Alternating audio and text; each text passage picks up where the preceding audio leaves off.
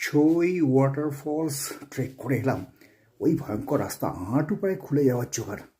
হোটেলে এসে দেখি সেখানে আবার 5 তলায় রুম। সিঁড়ি ভেঙে ভেঙে বেডরুমে এসে পৌঁছলাম।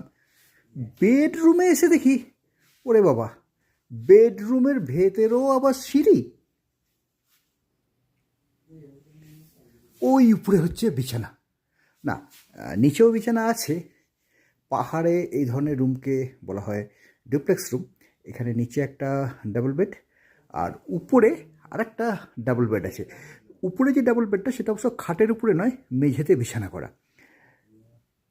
কোনো কোনো জায়গায় অবশ্য সেটা সিঙ্গেল বেডও থাকে। রুমটা কিন্তু দুর্দান্ত।